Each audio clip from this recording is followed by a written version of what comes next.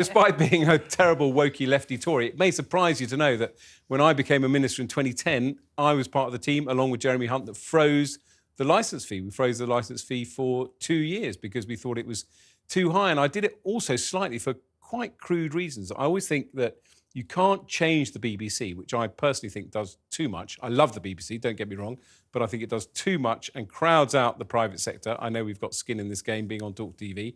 Crowds out a lot of what the private sector does. The only way you reform it, frankly, is to give it less money. And I also do have a lot of sympathy. I don't think the licence fee should necessarily be abolished because nobody can come up with an alternative. But it is a poll tax. Everyone is paying the same amount.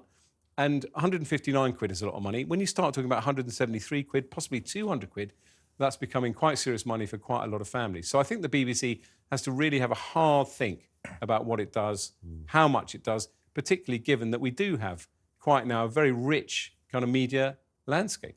Yeah. I mean, I would say that the main point is the BBC doing too much. I just think over the years and years, you don't need your national broadcaster to do millions of different channels, millions of different platforms, and particularly when all of us are trying to work out the new media landscape. My kids don't really watch telly at all. And that's the same, it's the same across, for a lot of younger generations particularly. And so how do you get to grips with that? And yet there are things that we're all incredibly proud of. There's the David Attenboroughs of the world. There's, there are things which we feel great national pride about and must be protected. And so and then you've also got the constant lobbying from the BBC. When you were Culture Secretary, that's a very powerful voice that's constantly, and also is constantly whispering into politicians' ears, be nice to the BBC. People forget the history. Yeah, people forget the history of the BBC. Radio 1 was set up to combat pirate radio. That was like 60, 70 years ago. That threat has receded. Do we need Radio 1 now, or would the licence fee be better spent maybe making some Radio 1 style programmes for the commercial broadcasters? Absolutely. Even if it goes up to 273 quid, that's £14 a month.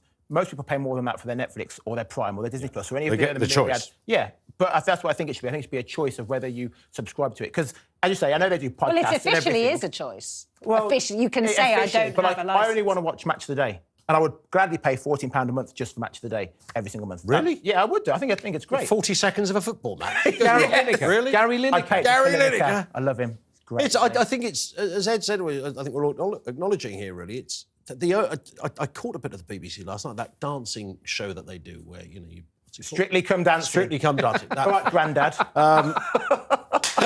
Caught a little bit of that, and I was thinking back to when I was a kid, and it was, Doctor Who, Generation Game, Starsky and Hutch, all these kind of things, and there was no multiple channels there. Watch it. And the only real connection is a sort of romantic notion of, it's cuddly, it's like a warm pair of slippers. You can't create or construct an intelligent argument to retain the BBC against the backdrop of Netflix, Disney, Apple, Amazon. You just simply can't. Fine. Impossible. Can someone get Collins a pair of comfy slippers, please? You wouldn't mind. And a bike.